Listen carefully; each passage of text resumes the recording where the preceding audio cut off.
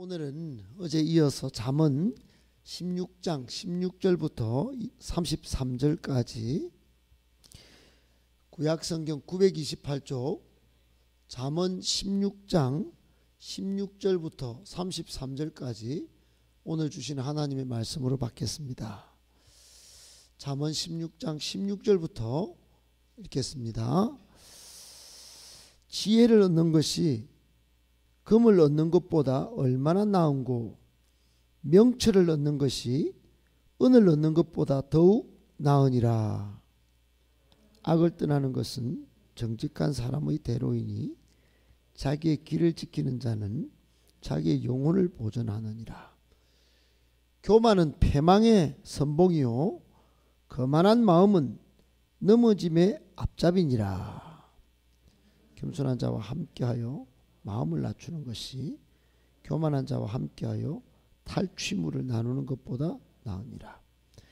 삼가 말씀에 주의하는 자는 좋은 것을 얻나니 여호와를 의지하는 자는 복이 있느니라. 마음이 지혜로운 자는 명철하다 일컬음을 받고 입이 선한 자는 남의 학식을 더하게 하느니라. 명철한 자에게는 그 명철이 생명의 샘이 되거니와 미련한 자에게는 그 미련한 것이 징계가 되느니라. 그의 입을 슬기롭게 하고 또 그의 입술에 지식을 더하느니라. 선한 말은 꿀송이 같아서 마음에 달고 뼈에 양약이 되느니라. 어떤 길은 사람이 보기에 바르나 필경은 사망의 길이니라. 고되게 일하는 자는 식욕으로 말미암아 애쓰나니 이는 그의 입이 자기를 독촉함이니라. 불량한 자는 악을 꾀하나니 그 입술에는 맹렬한 불 같은 것이 있느니라. 패역한 자는 다툼을 일으키고 말쟁이는 친한 벗을 이간하느니라. 강포한 사람은 그 이웃을 꾀어 좋지 아니한 길로 인도하느니라.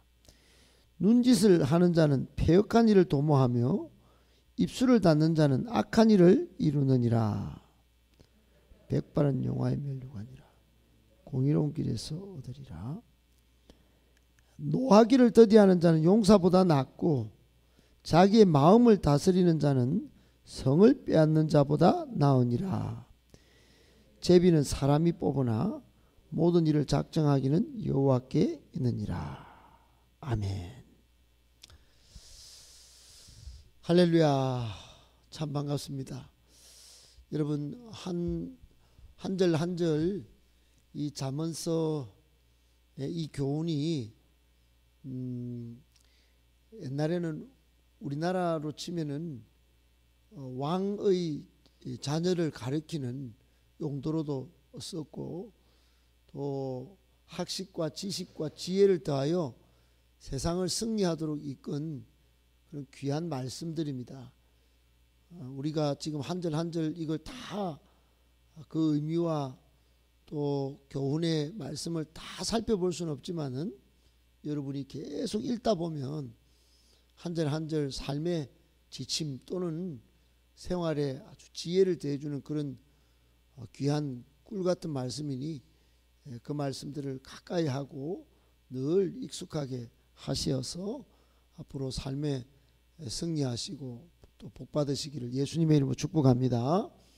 오늘 말씀은 세 가지로 짧게 정리해서 묵상하도록 하겠습니다. 첫 번째, 지혜와 명철은 돈 주고 살 수 없습니다. 여러분 세상에 돈으로 살 수 있는 게 참 많죠. 억만금을 주고 집을 살 수 있습니다. 아파트 서울에는 10매덕짜리 합니다. 강남에도 10매덕짜리가 기본인데 여러분 돈으로는 그 강남의 땅도 아파트도 살 수 있습니다. 돈으로 좋은 집을 사고 화려한 가구를 들여놓고 또는 비싼 차도 구입해서 쓰는 사람들이 있습니다. 요즘 젊은이들은 차 사는 게 로망인데 차로 자기의 부를 자랑하고 또 다른 사람에게 자기의 좀 있는 것을 자랑하는 용도로 쓰고 또 기왕 좋은 차로 좀 즐겁게 살아가는 것들을 표시낸다고 합니다. 그러나 여러분 오늘 16절에 보면 지혜를 얻는 것이 금을 얻는 것보다 얼마나 나은고 명철을 얻는 것이 은을 얻는 것보다 더욱 나으니라, 이런 말씀이 있어요.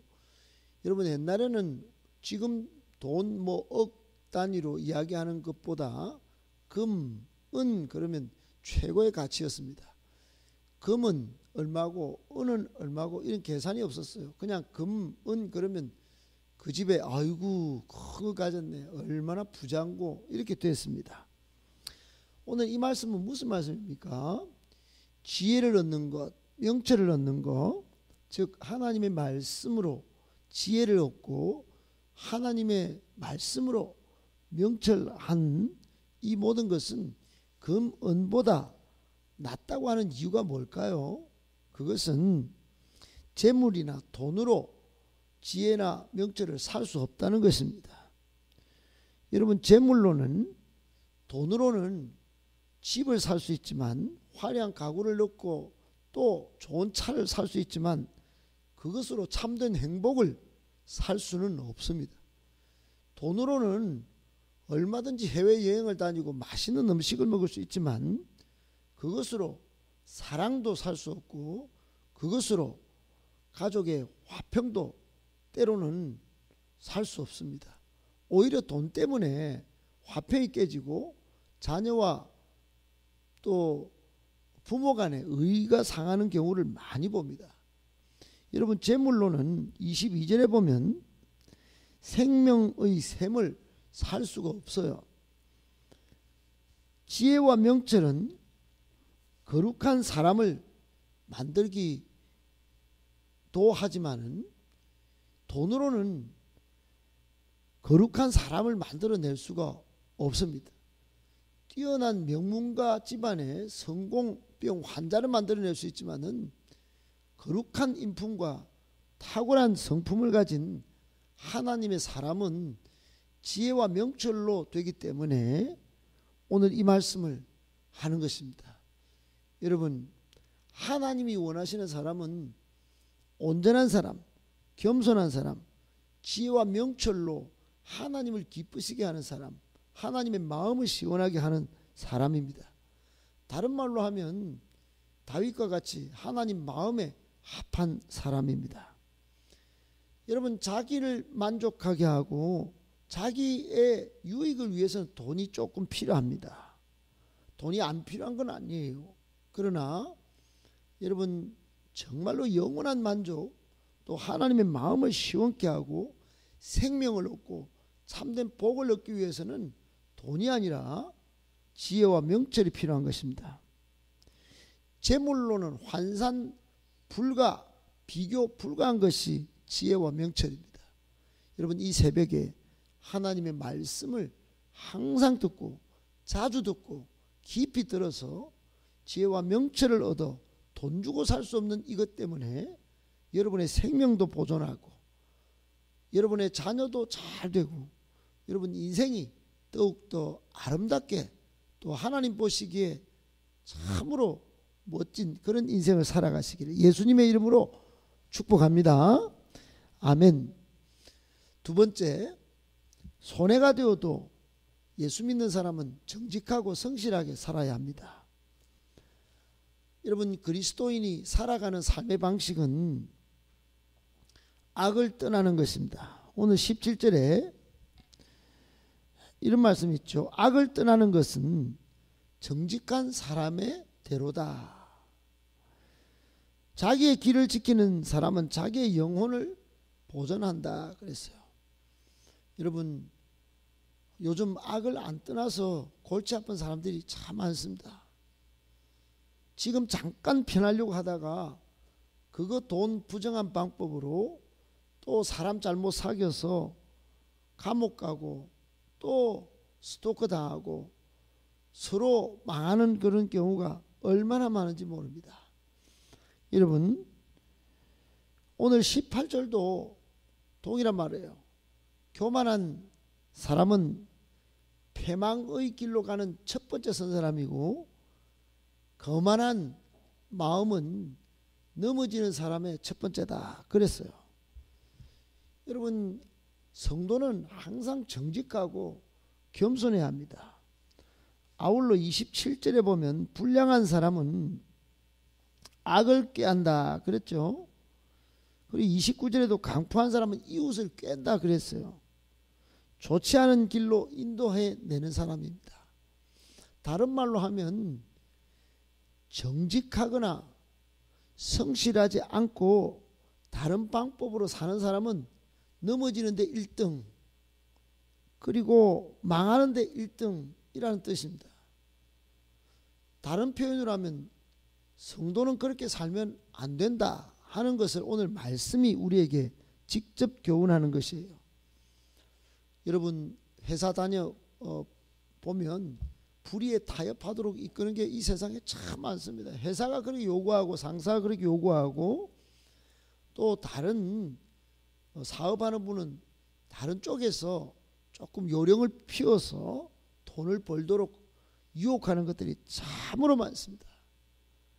이런 세상 속에서 정직하고 성실하게 살면 손해보기 딱 좋고, 미련하다는 소리 듣기 딱 좋고, 정직이 어디 밥 먹여주나, 성실한 게 어디 밥 먹여주나, 조금 여유있게 그렇게 살면서 그렇게 해야지. 어떻게 그렇게 바쁘게 살다 야 피곤하다 피곤해 니만 보면, 이런 소리 듣기 딱 좋습니다. 여러분, 그러나 하나님의 백성인 성도의 삶의 방식은 정직과 성실입니다. 성경을 쭉 읽어보면 성실한 요셉이 복을 받고, 성실했던 정직했던 이삭이 나중에는 셈을 차지합니다. 여러분, 수많은 사람들이 그렇게 하나님의 영광을 드러내고 하나님을 기쁘시게 했습니다.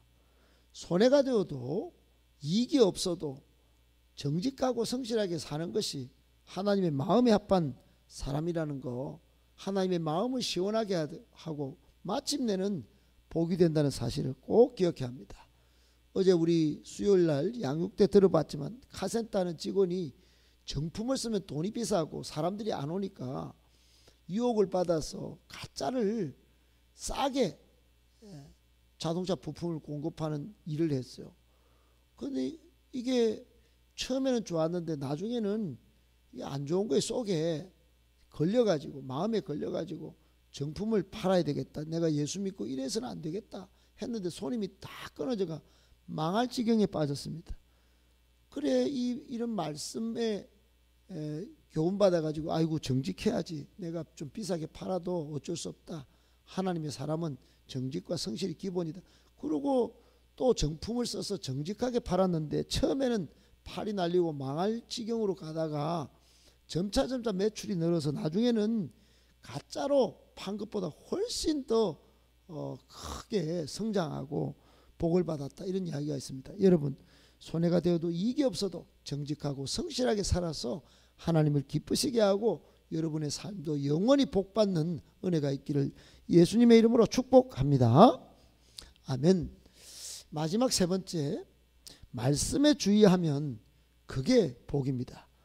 여러분, 성도의 길은 말씀을 따라가는 길이에요.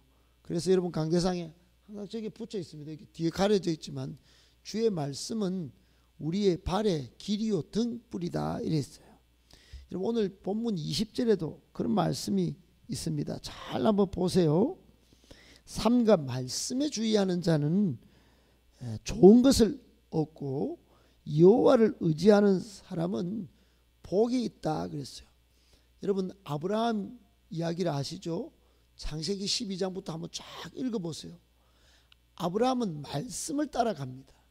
말씀을 쫓아갑니다. 말씀이 아브라함을 치면 아브라함이 돌았어요. 그래서 아브라함은 뭐가 됐습니까? 믿음의 조상이 된 거예요. 말씀이 내 인생의 내비게이션이다. 그러고 잘 듣고 따라가니까 그걸 습관 삼아서 인생을 그렇게 살아보니까 말씀이 내 기준이다. 말씀을 항상 들어야 된다. 말씀에 순종해야 된다. 99.9%의 순종도 순종이 아니라 말씀이 말씀하면 나는 100% 순종한다. 이익이 없어도 손해가 돼도 말씀에 정직하게 반응한다. 이런 삶을 사는 사람은 여러분 반드시 복이 되는 것입니다. 그래서 저는 말씀 충만이 성령 충만이지, 기도는 잘하고 은혜는 만땅 받았는데 말씀대로 안 산다. 그거는 나중에 성령을 회방하고 하나님을 배반하는 그런 가룟유다와 같은 삶도 나오는 것입니다. 여러분 오늘 25절에 보면 어떤 길은 사람이 보기에는 바르나 필경은 사망의 길이다 그랬어요. 자기는 옳다고 생각하고 그 길 가는데 결국은 죽는 거예요. 다 망하는 거예요. 근데 말씀을 따라가면 내가 이거 따라가서 이게 아닌 것 같은데, 그런데 그게 맞는 거예요. 그게 생명의 길인 거예요. 말씀을 안 따라가고 자기의 고집과 자기의 주장대로 가면 자기 생각은 바른 것 같은데 결국은 필경은 사망의 길일 수 있고, 말씀을 따라가면 이거 손해보고 억울한 것 같은데 결국은 생명과 축복의 길이고 은혜의 길이고 그런 것입니다. 여러분 하나님의 말씀은 살아있고 활력이 있어서 우리의 마음의 생각을 다 드러내고 결국은 하나님을 영화롭게 합니다. 꼭 기억하시고 말씀의 주위에서 말씀대로 살아 복받고 또 믿음의 조상인 아브라함의 길을 따라가는 믿음의 사람들 다 되시기를 예수님의 이름으로 축복합니다. 아멘.